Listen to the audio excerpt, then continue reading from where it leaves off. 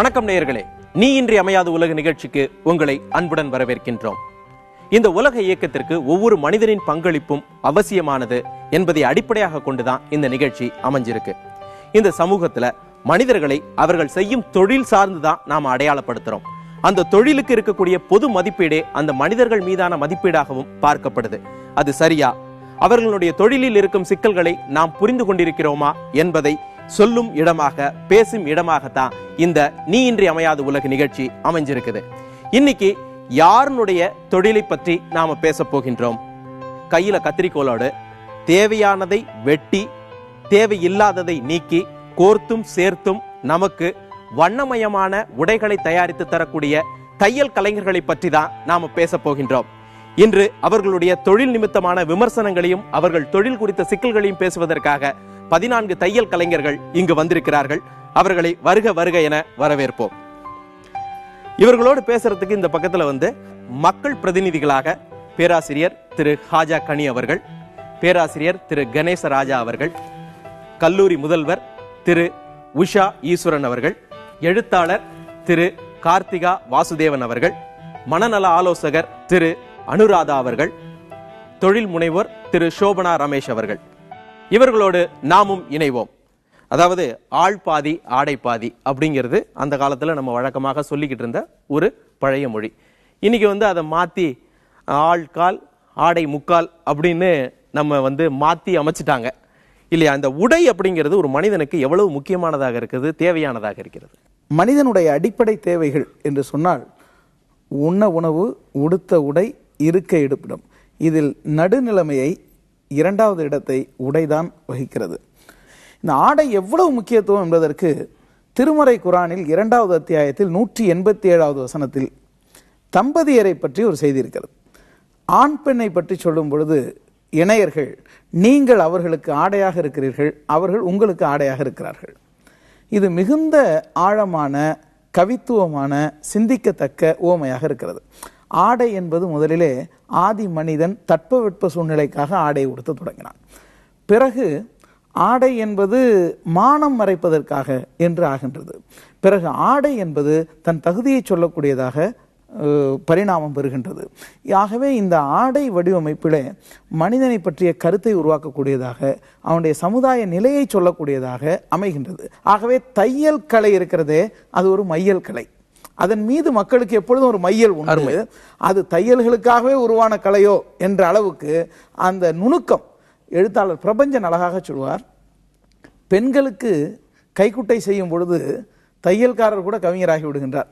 ஆண்களுக்கு ஒரு துண்டை 2ஆக வெற்றி இந்தாங்கள் கைக்குட்டை என்று தந்து விடுவார்கள். அந்த பெண்கள் கைக்குட்டையிலே நுட்பம் காட்டியிருப்பார்கள்.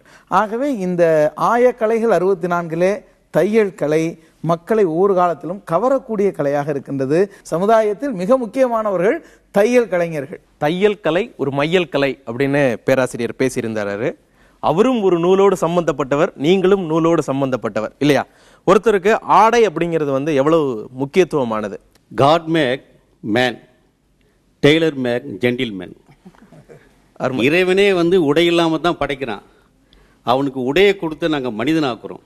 ஒரு காவல்துறை அதிகாரியாக இருக்கட்டும், இல்லை ஒரு தினக்கூலியாக இருக்கட்டும், இப்போ நீங்களே இருக்கீங்க, அதுக்கு தகுந்த உடையை போட்டால் தான் அதுக்கு ஒரு மதிப்பே வருது. சூப்பர். அதாவது ஒரு போலீஸ்காரரை பார்க்கும்போது ஒருத்தர் பார்த்தார், சாதாரணமாக இருந்தார். அவர் பார்க்கும்போது போலீஸ்காரர் அப்படிங்கிறதுக்கான அடையாளங்கள் எதுவும் இல்லை. ஆனால் அந்த யூனிஃபார்மை போட்டுட்டு அவர் நின்னோடனே அந்த மிடுக்கு இருக்குல்ல, அது அட அப்படின்னு நம்மளை பார்க்க வைக்கக்கூடிய அந்த சுவாரஸ்யமானது அந்த உடைகள்ல இருக்கு. அதுவும் தைக்கக்கூடிய அந்த கலையில இருக்கு அப்படின்னு நான் நம்புறேன். அதாவது ஒரு உருவத்திற்கு இந்த உடை ஏற்றது சரி அப்படிங்கிறத எப்படி பார்ப்பீங்க, எப்படி தைப்பீங்க? உடை எடுப்பா இருக்கிறதுக்கு நீங்க கொடுக்குற துணியும் ஒரு காரணம். நல்ல துணியா இருந்ததுன்னா உடையும் நல்லா எடுப்பா இருக்கும். நாங்கள் எவ்வளோதான் ஒரு கஷ்டப்பட்டு தைச்சாலும் நீங்கள் துணி சரியில்லை அப்படின்னா அவங்களுக்கு போடும்போது அதனுடைய எடுப்பே ஒன்றுமே இல்லாமல் போயிடும். நான் பொதுவான கேள்விக்கு வரேன். ஆண்களுக்கு உடை தைக்கிறது கஷ்டமா இல்ல பெண்களுக்கு உடை தைக்கிறது கஷ்டமா? பெண்களுக்கு உடை தைக்கிறது தான் கஷ்டம். இல்ல, பெரும்பாலும் பெண்களே அதை சொல்றாங்க இல்லையா? பெண்களுக்கு உடை தைக்கிறது தான் கஷ்டம். ஏன் அப்படி? நிறைய நுணுக்கங்கள் இருக்கு. உங்களுக்கு ஜென்ட்ஸ் அப்படின்னா ஒரு சில சூத்திரத்துக்குள்ள முடிஞ்சு போயிருது. யாராக இருந்தாலும் சரி வைக்க வேண்டியதை வச்சு நாங்கள் கட் பண்ணிடுவோம். ஆனால் லேடிஸ்க்கு அந்த மாதிரி கிடையாது. ஸ்ட்ரெச்சர் எப்படியோ அது ஒட்டணும், உடம்புல ஒட்டணும் அப்படிங்கும்போது வந்து துணி கொஞ்சம் நல்ல துணியாக இருந்தால் தான் அதுலேயே வந்து அதனுடைய நாங்கள் தச்சதுக்கு எடுப்பாக அது காட்டும். துணியும் சரியில்லைன்னா கூட வந்து அந்த இது ஃபிட்டிங் வந்து சரியாக உட்காராது. சரி, பெரும்பாலும் பெண்கள் தையல்காரர்கள் நீங்க இருக்கிறீங்க இல்லையா, அதிகமாக குறை சொல்லக்கூடியவர்கள் பெண்களா ஆண்களா? லேடிஸை பொறுத்த வரைக்கும் எப்படின்னா, நீங்கள் பப்ளிக்கில் நம்ம எதை பார்த்தாலும் ஜென்ஸை வந்து அவங்களோட ஆண்மத்தனத்தை தான் மெயின்டைன் பண்ணுவாங்க.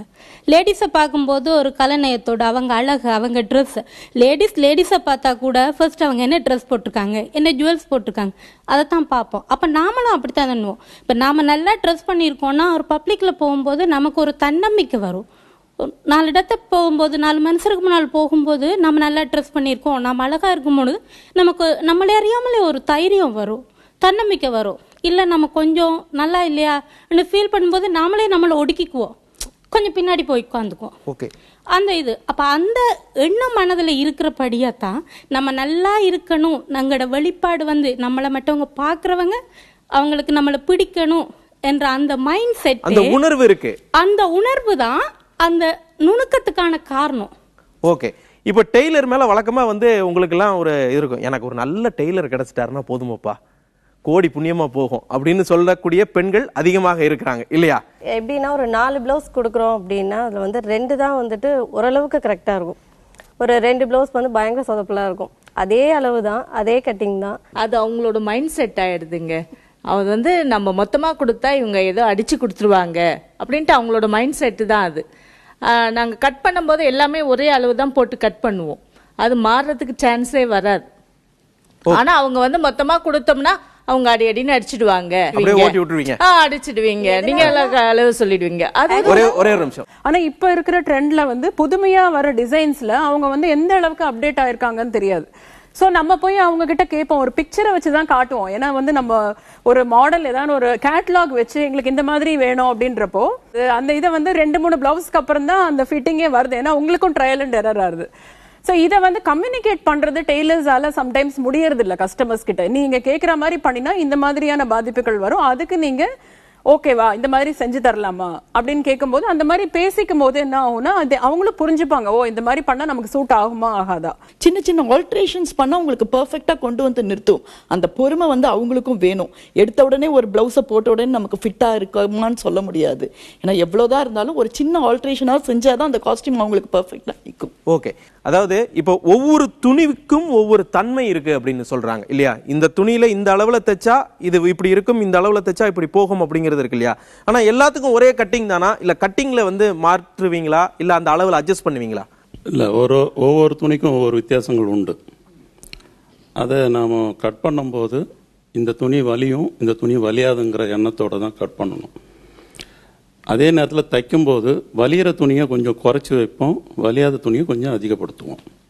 இது வந்து தொழில் செய்யும் போது இதுக்கு ரொம்ப ஞாபகமாகவும் நுணுக்கமாகவும் செய்ய வேண்டிய ஒரு முக்கியமான வேலை இது. இன்னொரு விஷயம் என்னன்னா, மன ரீதியான ஒரு விஷயங்கள் இருக்குது. அவங்க இருக்கிறாங்க, ஒருத்தர் கொடுக்குறாங்க அப்படின்னா அவங்களுக்கு மன ரீதியாக நம்ம எந்த அளவுக்கு அந்த அமைப்பை சொல்லி தர்றது, இல்லை அந்த வேலையை எப்படி வாங்கிறது, அதை திருப்பி கொடுக்கும்போது அந்த மன ரீதியாகவே அவங்களுக்கு சந்தோஷமா போயிட்டாவே அது ஃபிட்டிங் தான். ஓகே, இப்போ ஒரு மனநல ஆலோசகரும் நம்மளோட இருக்கிறாங்க. இது மனிதர்களுக்குள்ள இருக்கக்கூடிய சிக்கலா, இல்ல போட்டு பார்த்து தெளிந்துதான் அவங்க சொல்றாங்களா? இது எப்படி? 2 மாதிரியும் இருக்கு. இப்ப அவர் சொல்ற மாதிரியும் பாசிபிலிட்டிஸ் இருக்கு. அதாவது எவ்வளவு பெர்ஃபெக்ட்டா தைச்சு கொடுத்தாலும் அதுல சாட்டிஸ்பாக்சன் இல்லாதவங்களும் இருக்காங்க, அண்ட் ரியலாவே அவங்களுக்கு ஃபிட்டிங்ல ப்ராப்ளம்ஸ் இருக்கிறவங்களும் இருக்காங்க. பட் என்னோட கியூரியாசிட்டி என்னன்னா, இப்போ ஒரு பிராண்டட் கம்பெனிஸ்ல ரெடிமேடா கொடுக்குற அந்த ஷர்ட்டோட பெர்ஃபெக்ஷன் இல்லை ட்ரெஸ்ஸோட பெர்ஃபெக்ஷன், அந்த ஃபினிஷிங் வந்து ஏன் நம்ம ரெடிமேட் லைக் உங்ககிட்ட வந்து கொடுக்கும்போது இருக்கிறது இல்லை? இன்னைக்கு ரெடிமேட் உடைகள் அதிகமாக வந்துருச்சு இல்லையா?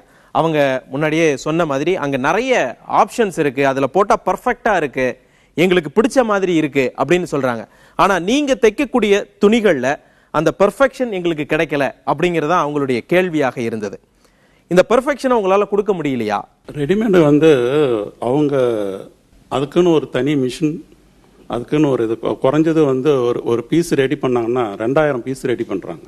அது பேண்டா இருந்தாலும் ஷர்ட்டா இருந்தாலும் அப்படி 2000 பீஸ் ரெடி பண்றாங்க. 2000 பீஸுக்கான அந்த என்னென்ன வேணுங்கிறது கரெக்டாக லெவல் பண்ணி அது மிஷின்லேயே கட் பண்ணது. அந்த இது ஒட்டுற வரைக்கும் மிஷின் தான். ரெடிமேட் பேண்ட்டே நான் 400 ரூபாய்க்கு வாங்கிடுறேன். இது வந்து ஏற்றுக்கொள்ளக்கூடிய ஒரு உண்மை. 400 ரூபாய்க்கு நான் ரெடிமேட் பேண்ட் வாங்கிடுறேன். ஆனால் அந்த தையல் கூலியே நீங்கள் 350 ரூபா 400 சொல்லும் பொழுது அது ஏன் அவ்வளோ ஒரு அவங்களும் தச்சு தான் அதை வந்து உருவாக்குறாங்க. ஒரு தச்சு உருவாக்குற ஒரு மெட்டீரியல் வந்து 400 ரூபாய்க்கு ரெடிமேடாக கிடைக்கும் பொழுது நீங்கள் தையல் கூலியே ஏன் 350 400 வைக்கிறீங்க? சார் அது வந்து மொத்தமாக ஒரு 1000 பேர் சேர்ந்து ஒரு வேலையை செய்கிறாங்க. ஆனால் ஒரு ஃபேண்ட் வந்து ஒரு டைலர் தைக்கும் போது அவன் ஒரு கடை வச்சு அதை ரன் பண்ணி அதை தைக்கிறாங்க. அவங்க தைக்கிறதுக்கும் ஒரு 1000 பேர் சேர்ந்து ஒரு இடத்துல வேலை செஞ்சு செய்யறதுக்கும் அது டிஃபர் ஆகும். ஜென்ஸ் உடை தைக்கிறதுக்கான லேபர் வந்து மிக குறைவு. இப்போ யாரும் வந்து இப்போ கிட்டத்தட்ட 20 வருஷமாவே இந்த சில்லறை வேலைக்குன்னு சொல்லிட்டு யாருமே வரதில்லை. அப்போ அந்த சில்லறை வேலைக்குன்னு யாரும் வராத போது வந்து டெய்லர்ஸ் உருவாகவே இல்லை. இது அதனால வந்து லேபர் ப்ராப்ளம் பெரிய ப்ராப்ளம். ஒரு பேண்ட் தைக்கிறதுக்கு 120 ரூபா சாதாரணமாக வந்து தைக்கிறதுக்கு 120 ரூபா கொடுக்குறோம் இல்லை ஒர்க்கர்ஸுக்கு. அவங்க வந்து அவங்களுக்கு மெட்டீரியல் கிட்டத்தட்ட 100 ரூபா ஆகி போகுது. அதுக்கு மேலே கட்டிங் சார்ஜ், அதுக்கு மேலே அயனிங் இப்படி போகும்போது எங்களுக்கு கிட்டத்தட்ட ஒரு 250 ரூபா 300 ரூபாய்க்கு கிட்டத்தட்ட நெருங்கி வந்துடுது. அதனால நாங்கள் வந்து அந்த 400 ரூபாய் கிட்ட நாங்கள் வந்து வாங்க வேண்டிய சூழ்நிலை வருது. ரெடிமேட்ல இல்ல இன்னைக்கு ரெடிமேடால உங்களுடைய தொழில் பாதிக்கப்பட்டிருக்கா இல்லையா? ரெடிமேடால பாதிக்கப்பட்டிருக்குது, உண்மைதான். இந்த தையல் கலைஞர்கள் அந்த நம்ம சகோதரி அழகா சொன்ன மாதிரி 1000 பேர் 10,000 பேர் என்று வைத்து வேலை செய்யக்கூடிய ஒரு பெரு நிறுவனத்தோடு இவர்கள் ஒரு இடத்துல வாடகைக்கு கடை எடுத்து அந்த கடையை நம்பி இருக்கக்கூடிய 10 ஜீவன்களை அவர்கள் ஒரு வாய்ப்பு ஏற்படுத்தணும். நான் 450 ரூபாய்க்கு எனக்கு ஒரு கால் சட்டை கிடைக்குது, நீங்கள் தையல் கூலியே அதை கேட்குறீங்களே அப்படிங்கும்போது ஒரு நுகர்வோராக என்னுடைய பார்வை வந்து மலிவை தேடி போகிறது. அதே நேரத்தில் நாம் இந்த பிரச்சனையை அவர்களுடைய கண் கொண்டு பார்க்க வேண்டும். எப்போதுமே லைலாவை மஜ்னுவின் கண்ணால் பாருன்னு சொன்னா, லைலானா கருப்பின்னு அர்த்தம். இரவை போல கருத்த பெண் என்பதனாலதான் லைலா. ஆனால் மஜ்னு என்ன சொல்ற, இந்த கருத்த பெண் மேலையா உனக்கு இவ்வளவு காதல்னு கேட்கும்போது நீ லைலாவை உன்னுடைய கண்ணால் பார்க்காதே மஜ்னுவின் கண்ணால் பாருன்னு. தையல் கலைஞருடைய பிரச்சனையை அவருடைய கண்களால் நம்ம பார்க்கும் பொழுது இருக்கக்கூடிய சிக்கல் புரியும். அந்த கலை நலிந்து வருகின்றது. எல்லா கலைகளையும் போல, எல்லா நுண்கலைகளையும் போல இந்த மண்ணினுடைய பாரம்பரிய தையல் கலை நசிந்து வருகின்றது. அதை நம்ம இங்க கவனிக்கணும். இந்த நிகழ்ச்சி நீங்க 450 ரூபா பேண்ட் கூலி வாங்குறான்னு சொன்னீங்களே, எங்க 450 ரூபாய்க்கு பேண்ட் விற்கிறாங்க? ரேமண்ட்லயா? இல்ல எனக்கு எளிமையான விஷயம் தான் அவர் வந்து சொல்லிட்டாரு. அதாவது இன்னைக்கு சீப்பா கிடைக்கிற இடத்துக்கு தான் நுகர்வோர் போவான். ஆனா நீங்க இவ்வளவு விக்கிறீங்களே அப்படிங்கும் போது உங்களுக்கான சிக்கல்களும் அதோட சேர்ந்துதான் இருக்கு இல்லையா இன்றைய சூழ்நிலை. ஆனா இது ரெண்டுக்கும் நடுவுல வேற ஒரு இடம் இருக்கு அப்படிங்கறது எனக்கு தோணுது. அதாவது என்னன்னா, நமக்கு போடக்கூடிய உடை நமக்கு ஏற்றதாக இருக்கிறதா, சரியாக இருக்கிறதா, இந்த உடை இப்படித்தான் தைக்கப்பட்டு இருக்க வேண்டுமா அப்படிங்கிறது நமக்கு தெரியுமா? கண்டிப்பா ஒவ்வொருத்தருக்கும் தெரிஞ்சுதான் இருக்கும். ஏன்னா என்னைக்கு நம்ம கரெக்டா ஃபிட்டா போட்டுட்டு இருக்கோமோ அன்னைக்கு வந்து நமக்கு ஒரு கான்ஃபிடன்ஸ் வரும். நமக்கு நம்ம சரியாக தான் உடை அணிஞ்சிருக்கோம். நமக்கு வரக்கூடிய அந்த ரிசீவ் பண்றாங்க பத்தியா, எதிரில் இருக்கிறவங்க ரிசீவ் பண்றாங்க பாத்தீங்களா, அதை வச்சு நம்ம வந்து நமக்கு இல்ல எனக்கும் வந்து இந்த உடை எனக்கு ஃபிட்டா இருக்கு மிடுக்கா இருக்கு அப்படின்னு எனக்கு பார்க்கிறதுக்கு தோணுது. ஆனா ஐயா என்ன சொல்றாரு, இது உங்களுக்கு சரியில்லை, நான் வந்து திருப்தியா இருக்கேன், என்னோட ட்ரெஸ் எனக்கு ஓகே அப்படின்னு தோணுச்சுன்னா அது ஓகே தானே. ஓகே, நீங்க டெய்லரா இருக்கீங்க, உங்களுக்கு துணியை பற்றியும் தெரியும், அந்த உடை தைத்திருக்கக்கூடிய விதத்தை பத்தியும் உங்களுக்கு தெரியும் இல்லையா? ஒரு ரெடிமேட் ஆடையை வாங்கும் பொழுது எதெல்லாம் சரியா இருக்கணும்னு பார்த்து வாங்கணும் அப்படிங்கிறது எப்படி சொல்லுவீங்க? லேடிஸுக்கு தங்களுக்கு தெரியும் நம்ம அளவு இதுதான். சில பேர் அதை பார்த்த ஒன்றுமே ஐடென்டிஃபை பண்ணுவேன், இது எனக்கு போதும்னு. ஆனால் கட்டாயமாக அவங்க பார்க்க வேண்டியது சுடிதார்ன்னு சொல்லிச்சோன்னா சீட்டும் செஸ்ட்டும் கட்டாயம் பார்க்க வேண்டியிருக்கு. சில பேருக்கு ஹேண்டை நல்ல ஸ்லிம்மானவங்களாக இருப்பாங்க, ஹேண்ட் மட்டும் கொஞ்சம் 50-ஆக இருக்கும். அப்படியானவங்களுக்கு ஆமோல் ப்ராப்ளம் வரும். அதையெல்லாம் அவங்க இப்போ ரெடிமேட் ஒரு பேட்டர்ன் பிடிச்சிட்டு இருந்தால் எடுத்துடுவாங்க. எடுத்ததுக்கு அப்புறம் தான் ஹேண்ட் ஸ்டிச் பண்ணும்போது ஹேண்ட் ஸ்டிச் பண்ணி கொடுத்தாங்க, எனக்கு கை உள்ளே பூரலன்னா அங்கே அவங்களுக்கு செஸ்ட்டு கரெக்டாக இருக்குது ஆனால் ஆமல் போதாது. அப்போ அதெல்லாம் அவங்க கரெக்டாக பார்த்து வாங்கணும். அப்போ அவங்க சொன்ன மாதிரி ரெடிமேட் வந்து பர்ஃபெக்டாக இருக்குன்னு சொல்லி சொன்னால் 100% இல்லை. ஜென்ஸ் ஐட்டத்தை நான் ஏற்றுக்கொள்கிறேன், ஆனால் லேடிஸ் ஐட்டத்தில் நான் அதை ஏற்றுக்கொள்ளவே மாட்டேன். என்ன கேட்குறேன்னா, இப்போ பெண்களுக்கு தைக்கிறத விட ஆண்களுக்கு தைக்கிறது தான் ஈஸின்னு சொல்கிறாங்க. ஆனால் ஆண்களுக்கு ஏன் பெண்கள் தைக்கிறது இல்லை?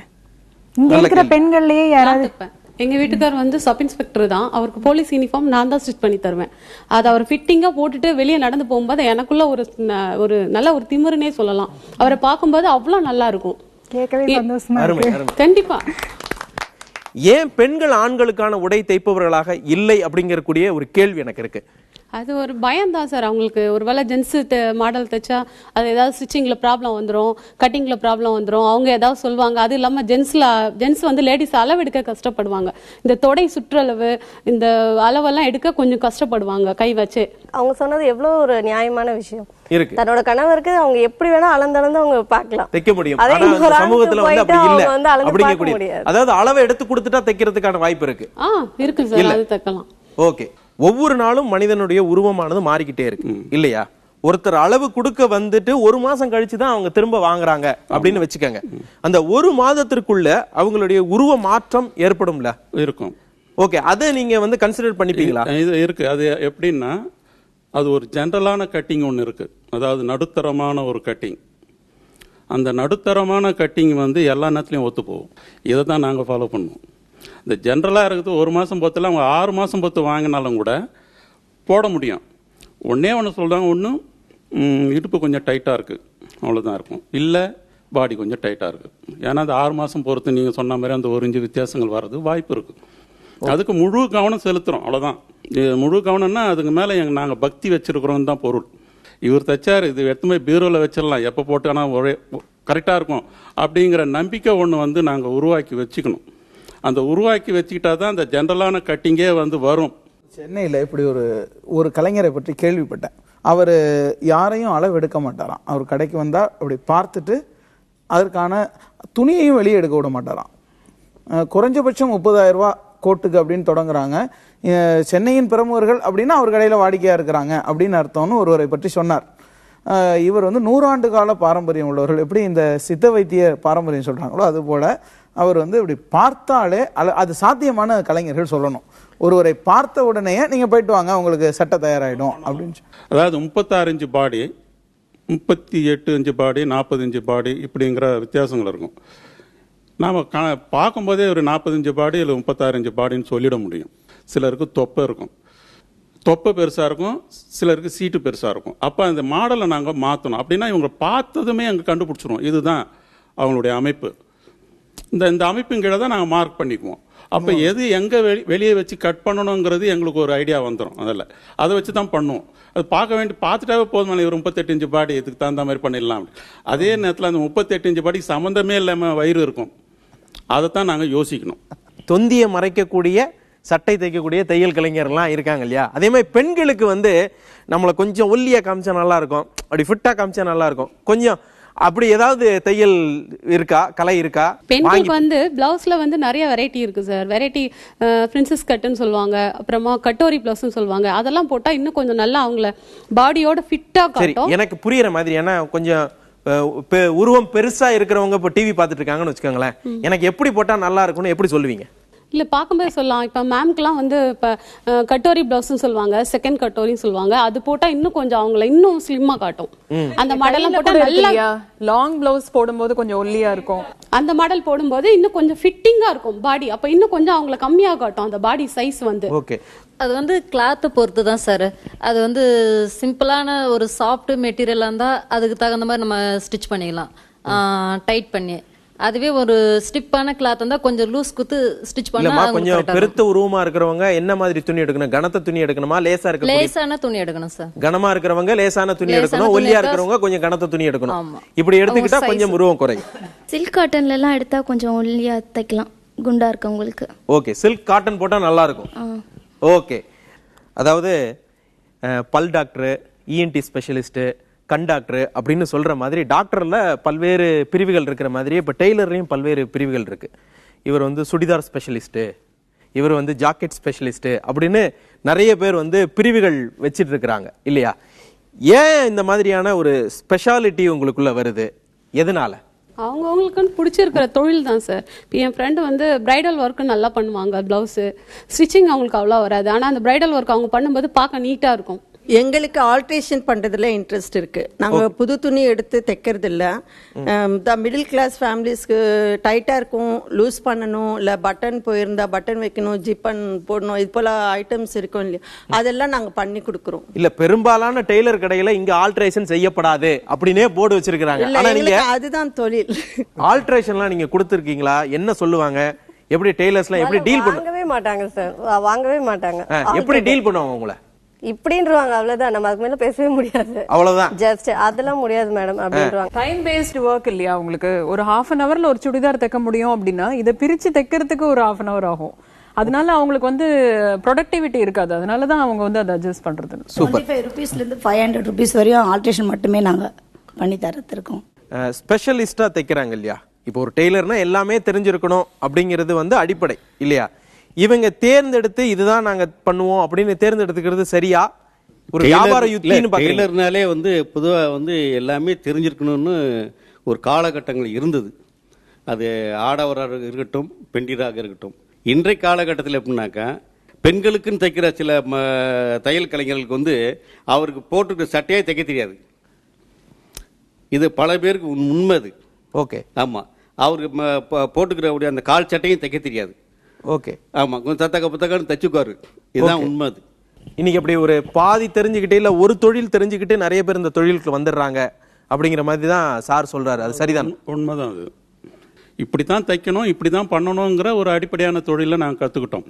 ஆனால் பேஷன் டெக்னாலஜின்ட்டு வரும்போது அதில் நிறைய மாடல் பண்ணுறாங்க. மாடலை நாங்கள் யோசிக்கிறோம். யோசிக்கிற அளவுக்கு அது முன்னேற்றம் அடைஞ்சிருக்குது. அது ரொம்ப சந்தோஷமான விஷயம், வரவேற்கத்தக்கது. ஆமா, சந்தோஷமான விஷயம். ஆனா தொழிலாளர் வகையில வந்து முழுமையா தெரிஞ்ச தொழிலாளர் இப்ப இல்லை. ஓகே. இப்ப இருக்கிற வந்து எங்க வயசு உள்ளவங்க தான் ஓரளவுக்கு அதுல முழுமையான தெரிஞ்ச ஆளா ஓரளவுக்கு இருக்கிறோம். எங்களுக்கு கீழே இருக்கிற ஆளுங்க அத்தனையுமே முழுசா தெரிஞ்ச ஆளுங்களே கிடையாது. அதாவது ஒரு டெய்லர்கிட்ட கொடுத்தா எங்களுக்கு திருப்தி வரலை அப்படின்னு சொல்லக்கூடிய இடமானது இந்த மாதிரியாக ஏதோ ஒரு தொழில் தெரிந்து கொண்டு ஒரு டெய்லரா வந்துட்டாங்க அப்படிங்கிறதுனால ஏற்படுதா? உங்களுக்கு அந்த மாதிரியான தோணி இருக்கா எப்போவாவது? ஒருத்தவங்களுக்கு வந்து ஒரு சுடிதார் வந்து பெர்ஃபெக்டா தைப்பாங்க. அது வந்துட்டு அவங்க கிட்ட போனாதான் அது பெஸ்டா இருக்கும். பட் அவங்க கிட்ட பிளவுஸ் கொடுத்தோம்னா வந்துட்டு வாங்கியும் வச்சுப்பாங்க. பட் அந்த பெர்ஃபெக்ஷன் இருக்காது. பட் அவங்களுக்கு வந்து நம்மளே தெரிஞ்சுக்கணும். ஒரு ரெண்டு ட்ரெஸ் கொடுத்து ஓகே சுடிதாருக்கு தான் பெஸ்ட் அப்படிங்கறத நம்மளா தெரிஞ்சுக்கணும். பட் அவங்க வந்துட்டு சொல்றது கிடையாது. சாதாரண டெய்லரை பார்த்து இவர்கிட்டயே நம்ம எல்லா துணியும் கொடுத்துடலாம் நினைப்பீங்களா? இல்ல ஸ்பெஷலிஸ்டா பார்த்து இதை இவர்கிட்ட தேர்ந்தெடுத்து கொடுப்பீங்களா? இல்ல, சில பிளவுசஸ் தைக்கும் போது புடவை விலையை விட அதிகமா பிளவுஸ் ஸ்டிச்சிங் சார்ஜ் வந்துருது. அந்த மாதிரி டைம்ல என்ன பண்றோம், நார்மல் ஸ்டிச்சிங் பர்சன்ட்ட கொடுக்கலாம். ஏன்னா அந்த புடவை எவ்வளவு நாள் இருக்கும், அந்த பிளவுஸ் இருக்கிற நாள் வரைக்கும் கூட அந்த புடவை இருக்காது, இல்ல புடவை இருக்கிற நாள் வரைக்கும் கூட அந்த பிளவுஸ் இருக்காது. அதுக்கு வந்து ஒரு 800, 1000, 1500 கொடுத்து ஸ்டிச்சிங் பண்ணுமான்னு யோசிக்கும் போது நம்ம அதுக்கு கேட்டகரைஸ் பண்றோம். அந்த மாதிரி சாரீஸ்க்கு பிளவுஸ் ஸ்டிச் பண்ணும்போது ஒரு நார்மலா ரீசனபிளா கேக்குறவங்க கிட்ட. ஆனா என்னோட அனுபவம் என்னன்னா அவங்க தான் இன்னும் நல்லாவே தைச்சு தராங்க. அவங்க எவ்வளவு கிராண்டா வேணும்னு சொல்றாங்களோ அவ்வளவு கிராண்டா எங்களால தைச்சு கொடுக்க முடியும். இல்ல சிம்பிளா போதும், எனக்கு 1000 rupees சாரிக்கு 500க்கு மேல ஸ்பெண்ட் பண்ண முடியும் அப்படின்னா அது அவங்களோட விருப்பம் தான். எனக்கு சாரி காஸ்ட் முக்கியம் கிடையாது, எனக்கு பிளவுஸ் மட்டும் கிராண்டா வேணும் அப்படின்னு கேட்பாங்க. அதை விட ஒரு முக்கியமான விஷயம் என்னன்னா, இந்த டெய்லரு இதுதான் பண்ணுவாரு, இது அழகா பண்ணுவாருங்கிறது முடிவு பண்றதே நீங்க தான். அதை தேடி வந்து கொடுக்கறதும் நீங்க தான். அப்போ இந்த டிசைன்லாம் வேண்டியதில்லை, எனக்கு செல்ஃபா அது அதில் இருக்கிற பொருளை வச்சே அழகு பண்ணி கொடுக்கக்கூடிய ஒரு டெய்லர் இவர் தான் அப்படிங்கிற அளவுக்கு கொண்டு வருவாங்க. ஒவ்வொருத்தரும் என்ன பண்ணுவாங்கன்னா, உங்க இஷ்டம், நீங்க எப்படி தைச்சாலும் ஓகே அப்படின்ட்டு போயிடுவாங்க. அப்போ இவங்க என்ன விரும்புவாங்க அப்படிங்கறத நாங்க யோசிப்போம். டிசைன் அதிகமா விருப்பம் உள்ளவங்களுக்கு மட்டும் கொஞ்சம் டெக்கரேஷன் பண்ணுவோம். ஓகே. ரொம்ப சிம்பிளா இருக்கிறோம், சிம்பிளா தைச்சு கொடுத்துருவோம். அவங்க எந்த குறையும் சொன்னதே இல்லை. ஆனா இவங்க போடுவாங்க போட மாட்டாங்கிற முடிவு பண்ண வேண்டியது நாங்க. ஆனா இவர் செய்வார் செய்ய மாட்டார் அப்படிங்கறத முடிவு பண்ண வேண்டியதும் அவங்க தான். ஓகே. இப்போ வந்து அவங்க சொன்னாங்க இந்த சேலைக்கு பிளவுஸ் தைக்கிறது சேலையினுடைய காஸ்ட்டை விட பிளவுஸ் தைக்கிற காஸ்ட் அதிகமா இருக்கு. இந்த விலை அப்படிங்கக்கூடிய ஒரு விஷயம் இருக்கு இல்லையா? ஒரே டெய்லரிங் ஒரே மாதிரியான ஆள் தான் தைக்கிறாங்க. ஆனா ஒவ்வொருத்தர் வித்தியாசப்படக்கூடியது ஏன்? இப்போ ஒரு மேரேஜ் பிளவுஸ்னா ஃபுல் ஒர்க் எனக்கு இருக்கணும் அப்படிவாங்க. அதில் மிஷினில் பேக்கெல்லாம் பிடிக்கிறது கொஞ்சம் கஷ்டமாக இருக்கும். ஏன்னா ஃபுல் ஸ்டோன் ஒர்க் வச்சுட்டோம்னா நம்ம அதை கை இதை தான் வச்சு தான் பண்ணணும். அதனால ரேட்டு அதிகமாக தான் இருக்குது. அதுலேயே வேரியேஷன்ஸ் எப்படி இருக்குன்னா அவங்க எங்கே கடை வச்சிருக்காங்கன்றத பேஸ் பண்ணி கூட இருக்கு. ஒரு பிளவுஸ் வந்து 150க்கு ஆடியில் தைக்கிறாங்கன்னா இப்போ வந்து ஒரு முகப்பேரில் வந்து 350க்கு தைக்கிறாங்க. அதே பிளவுஸ் அதே பிளவுஸ் தான். ஆனால் அந்த இடம் எங்கே இருக்கு, அந்த கடை எங்கே இருக்கு, அதை பொறுத்து தான் ரேட்டு. அது அப்ப அந்த ரெண்ட் எல்லாம் வந்து இந்த விலையில. ஆமாங்க மேடம், எந்த இடத்துல இருக்கு அதுதான் வந்து பிரைஸ். இப்ப பிளேஸ் அங்கதான் கம்மியான பிரைஸ்ல அந்த ஸ்டிச்சிங் சரி கிடையாதுங்க சார். அந்த ஸ்டிச்சிங் சுத்தமா சரி கிடையாது. சரி கிடையாதுன்னா ஏன் அவ்வளவு கஸ்டமர்ஸ் அங்க போறாங்க? டி நகரை நாங்களும் குறை சொல்ல முடியாது, எங்களோட ஆளுங்க நாங்களே குறை சொல்லிட முடியாது இல்லைங்களா? அதனால டி நகர் என்னன்னா அவங்க கொஞ்சம் சீக்கிரமா தச்சு தருவாங்க, 1 மணி நேரத்துல தச்சு தரேன்னு சொல்லுவாங்க. அதனால அங்க போய் கூட்டம் சேரும். என்னன்னா கொஞ்சம் நாங்க வந்து தையல் கொஞ்சம் சின்னதா அப்படின்னா அவங்களுக்கு கொஞ்சம் தையல் பெருசா இருக்கும். 1 ஹவர்ல ஸ்டிச் பண்றதுல நிறைய குறைபாடுகள் இருக்கு. அந்த அளவுக்கு ஃபினிஷிங் வரது கிடையாது. அதை விட உங்ககிட்ட வேலை பாக்குறவங்களுக்கு பிரஷர் அதிகமாகும். பிரேக் பண்ணி கூட எழுந்து வர முடியாது. நான் வந்து ஒரு ஆராய்ச்சி பண்ணேன், இந்த மாதிரி தொழில்ல இருக்கிறவங்க அவங்க எந்த மாதிரி எல்லாம் மனநிலையில இல்ல உடல்நிலையில பிசிக்கலாவும் மென்டலாவும் எப்படி அஃபெக்ட் ஆறாங்கன்ற பார்க்கும்போது இந்த தொழில்ல இருக்கிறவங்க எஸ்பெஷலி வந்து நிறைய வந்து அவங்களுக்கு பிரஷர் அதிகமாகுது. இல்ல நீங்க சொல்றது வந்து 100க்கு 100 வந்து மனித உளவியல் சேர்ந்ததுங்க. அது மாதிரி வந்து சிந்திக்கிற மக்கள் வந்து இன்னைக்கு கிடையாது. எவ்வளவு தூரம் மக்களை வந்து பிழிகிறாங்க தெரியுமா? இங்க அந்த ஆயத்தோடைய உரிமையாளர்கள் வந்து அந்த வேலை செய்யறவங்களை பிழிகிறாங்க. அவன் எவ்வளவு தூரம் செத்து போறான்னு வந்து உங்களுக்கு எல்லாம் தெரியும் ஐயா. இன்னைக்கு வந்து தையல் கலைஞர்கள் வந்து கலைஞர்களாக இருந்தவர்கள் வேலையாட்களாக மாற்றப்பட்டிருக்கிறாங்க இல்லையா? அந்த மிஷினோட வந்து அவனு ஒரு மிஷினா வந்து வேலை செய்யறான் ஐயா. ஓகே, இது எல்லாம் மக்கள் மனநிலையிலிருந்து வந்த சிக்கலா இல்ல இது வந்து இந்த பொருளாதார மாற்றத்தினால வந்த சிக்கலா எப்படி பாக்குறீங்க நீங்க? பொருளாதார சிக்கல் தாங்கய்யா. ஓகே, பொருளாதார சிக்கல். ஏன்னா வந்து எங்களுக்கு வந்து வேலைக்கு வர்றதுக்கு ஆட்கள் இல்லை. அப்ப அவனுக்கு எங்க வேலை அதிகமா கிடைக்குதுனாக்கா அந்த ஆயத்த உடை தயார் பண்றவங்க தான் அவங்க போறாங்க. அவங்க அதாவது டெய்லர்கிட்ட துணி தைக்க கொடுத்துட்டு இந்த தேதியில வந்து வாங்கிக்கங்க, இத்தனை மணிக்கு தந்துருவேன் அப்படின்னு சொன்னா எந்த டெய்லருமே தரமாட்டேன்றாங்க அப்படிங்கக்கூடிய குற்றச்சாட்டு பொதுவா இருக்கு. உங்களுக்கு ஏதாவது அனுபவம் இருக்கா? இருக்கு. கார்டு போட்டு கொடுப்பாங்க, டியூ டேட் போட்டு கார்டெல்லாம் கொடுப்பாங்க, ஃபோன் நம்பர் எல்லாமே இருக்கும். ஃபோன் பண்ணி கேட்டா உடனே இன்னொரு 2 days ஆகும், அடுத்த ஒரு 2 days கழிச்சு பார்த்தினாலும் ஈவினிங் ஃபோன் பண்ணுங்க அப்படிம்பாங்க. ஈவினிங் அந்த ஃபங்க்ஷனுக்கு முதல் நாள் வரைக்கும் நம்ம பயங்கர டென்ஷன் ஆக்கி தான் கொடுப்பாங்க. ஏன் அந்த மாதிரி நடக்குது? எங்க கிட்ட இருக்க பணியாட்களை பொறுத்து தான் எங்களுடைய நிலைமையே இருக்கு. இன்னைக்கு வந்து சனிக்கிழமை சம்பளம் வாங்கிட்டு போற ஒரு தையர் கலைஞர் வந்து திங்கக்கிழமை காலையில வேலைக்கு வருவாராங்கிறது எங்களுக்கே நிச்சயம் கிடையாது.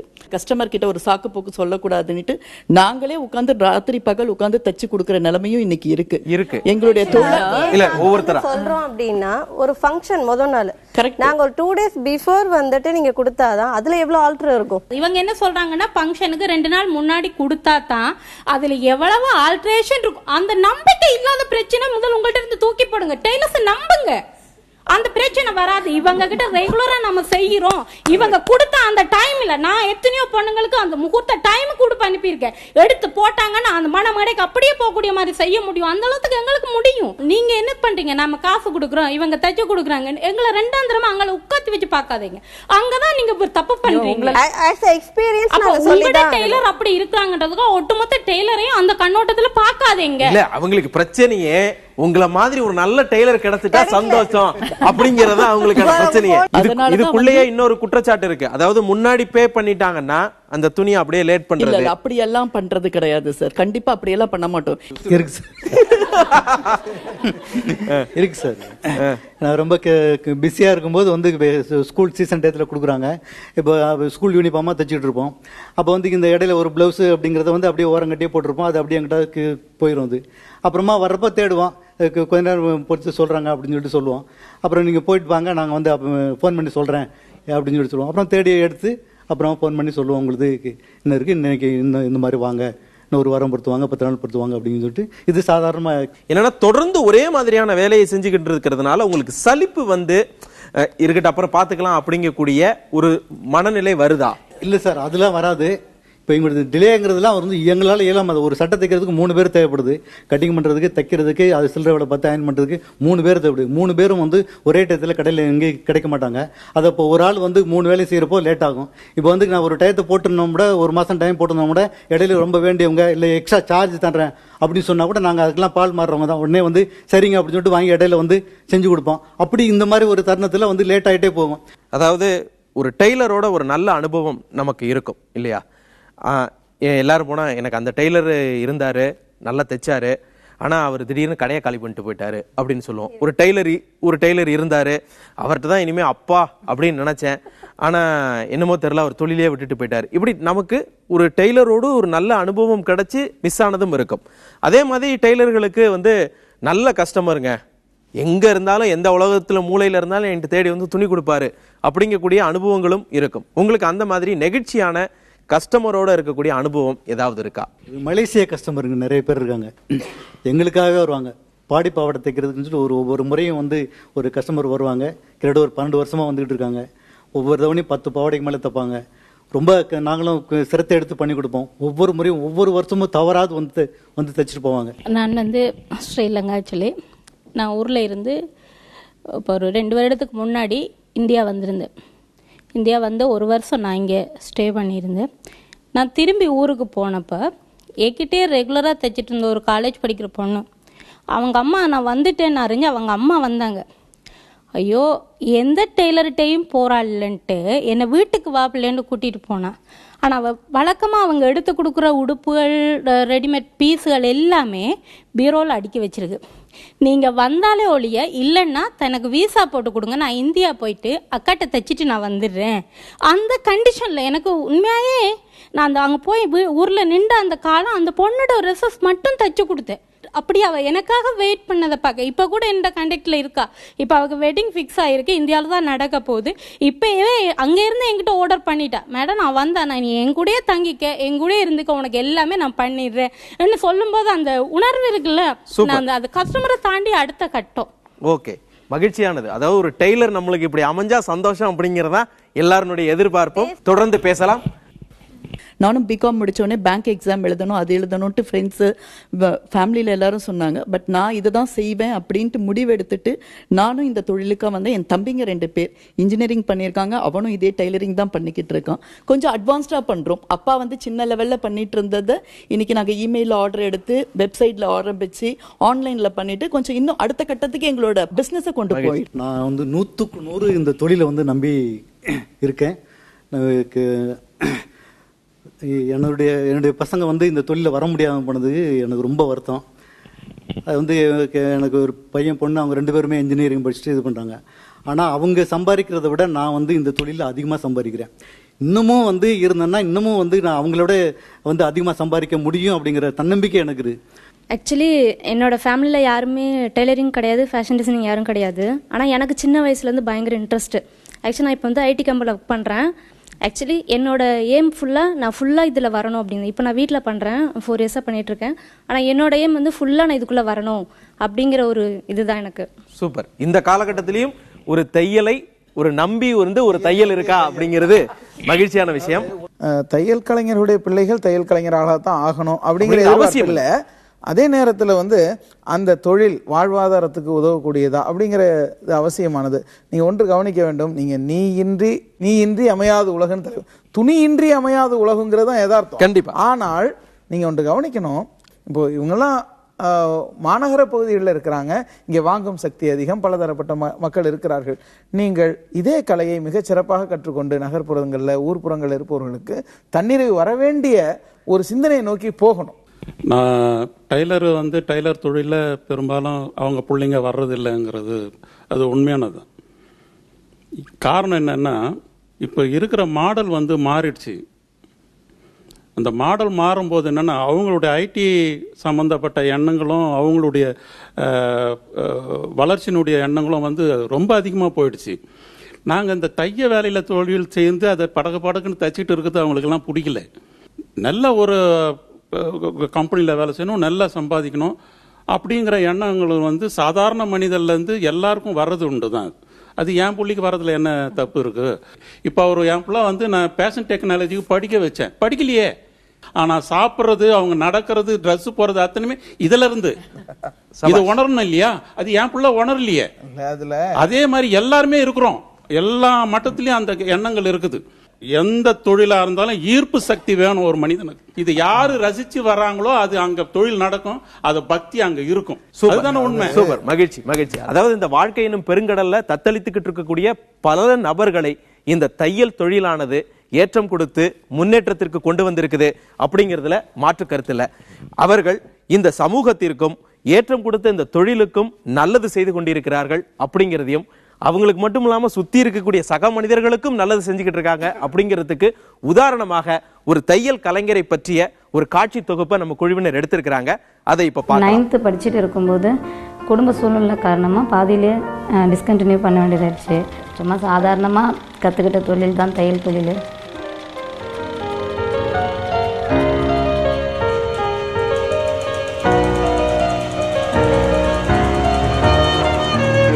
அங்கே நான் கற்றுக்கும் போதே நான் கற்றுக்கிட்டதை இன்னும் 4 பேருக்கு சொல்லி கொடுத்துட்டு அங்கேயே டைம் ஸ்பெண்ட் பண்ண ஆரம்பிச்சிட்டேன்.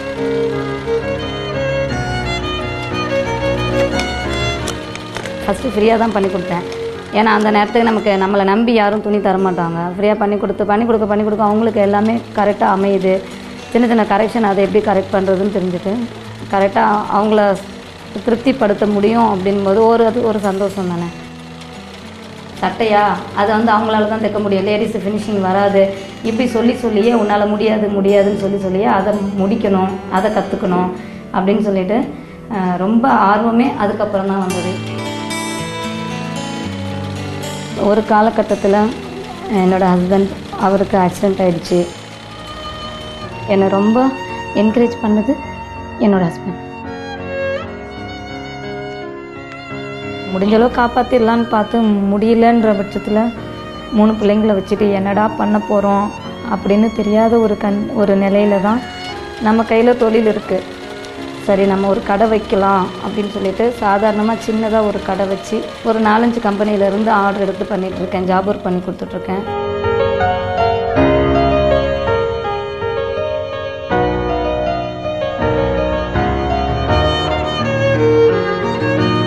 நான் இங்கேயே கற்றுக்கிட்டு நான் இங்கேயே வேலை செய்கிறேன், எனக்கு ஒரு வேலை போட்டு கொடுங்க, நான் சம்பாரித்து தான் என் ஃபேமிலி ரன் பண்ணணும் அப்படின்னு சொல்லி வரவங்களை மட்டும் செலக்ட் பண்ணி ட்ரைனிங் கொடுத்துட்ருக்கேன். இப்போ தான் மோட்டர் எல்லாம் பெடல் பண்ணி தான் பண்ணணுங்கிறது கிட்டத்தட்ட நான் கற்றுக்கிட்ட காலத்துலேருந்து ஒரு 10 இயர்ஸாகவே பார்த்திங்கனாக்கா பெடல் பண்ணி தான் பண்ணுற மாதிரி இருந்தது. எனக்கு டே நைட்டாக ஒர்க் பண்ணி பார்த்திங்கனாக்கா அல்சர் ஃபார்ம் ஆயிடுச்சு ஹெவியாக. அந்த அல்சர் எனக்கு ஹெவியாக ஃபார்ம் ஆனதனோட விளைவு என்னென்னா யூட்ரஸ் கேன்சர். அதனால் என்னோடய கர்ப்பப்பை எடுக்க வேண்டிய சூழ்நிலை உருவாயிடுச்சு.